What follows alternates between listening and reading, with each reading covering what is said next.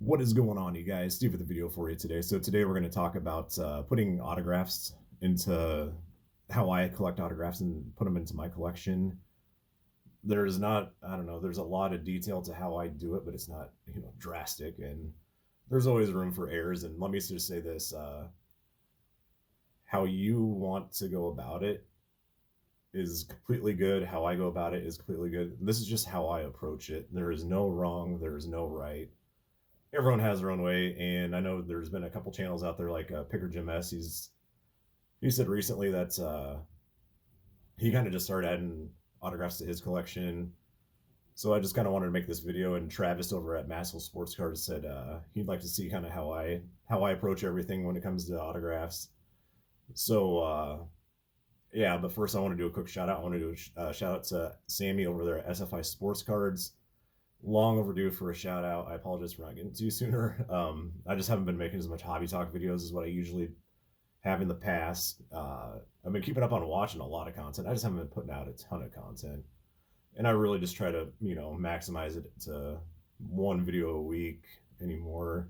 Once in a while, I might sneak into if there's like a VR, which I do want to get to a couple VRs out there, and yeah, it's Sammy. I want to talk about Sammy's channel a little bit more. Sorry about that. Awesome guy, and you see a mixture of everything on his channel, and he shares a lot of informational type stuff, which I enjoy because I learn a lot of new stuff. Like one guy, he just recently did a segment on closers in Major League Baseball, and one guy I had no idea was actually this good of a closer was John Franco.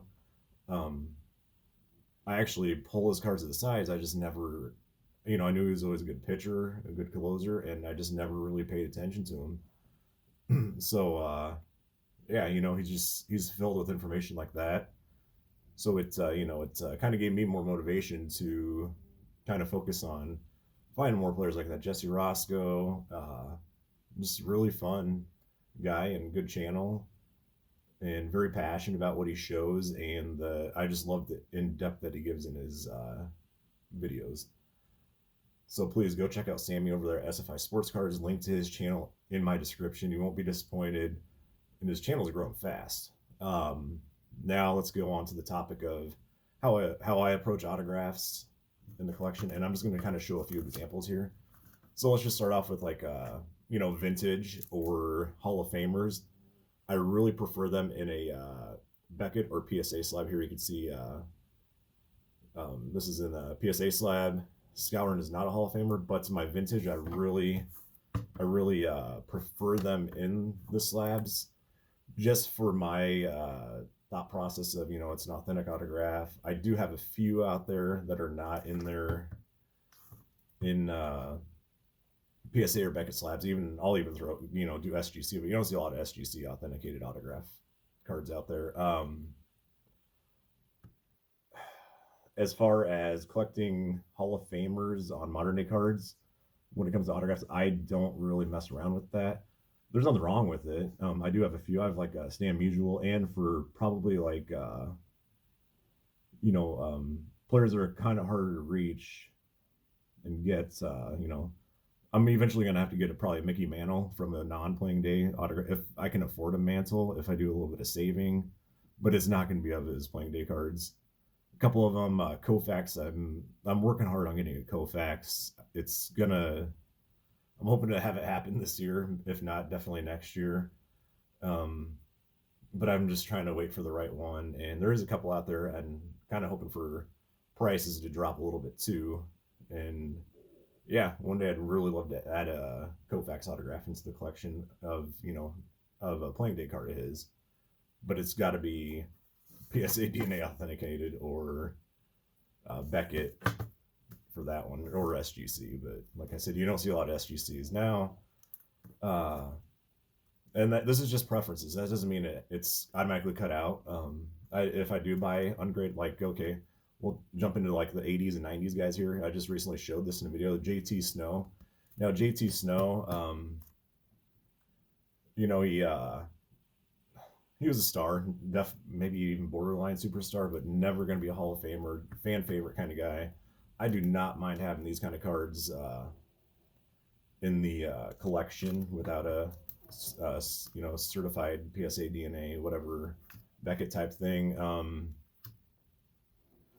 As far as like the guys of the night, like Griffey and Derek Jeter, really prefer them in that. Not gonna probably drop that kind of money without having some kind of mind comfort of it not being certified.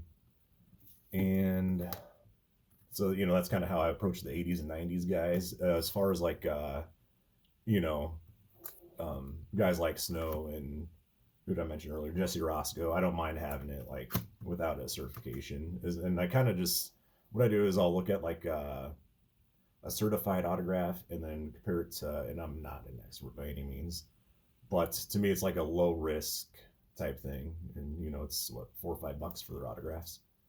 So let's go on to kind of more like a modern day. So here we got a Max Muncy, and what I really prefer with modern day players is having that like top certified down there, or some kind of Beckett certification or PSA. As long as it's authenticated by Panini or Tops, I feel comfortable putting modern day players in that realm, and of not needing the slab. So yeah, it's and here's one. So this one you can see it's not authenticated by, but so how I got this Tyler Cloyd is I actually worked with his brother at a company one time for several years back, and uh, it was just cool hearing his brother talk about it when he got called up to the majors. And Phillies guys would know who this guy is. He had probably one or two great years, or not great, but pretty good years at the Phillies, and didn't really last long in Major League Baseball, maybe 4 or 5 years. And after he got called up, he just kind of faded real fast. Here's a good example. So Craig Biggio, I've got this Biggio here. This is not from his playing day cards, but like I said, I do have these in there. I really prefer these from their playing days years. It just makes it funner for me. I don't know, something about having that that card is from the years that they played baseball, and it's cool to know that they signed that card. So yeah, I do have them, but it's not a lot. So yeah, it's just wanted to kind of review that. Please go check out Sammy over there at SFI Sports Cards. Awesome dude, awesome channel. Appreciate you guys watching. Take care and stay safe.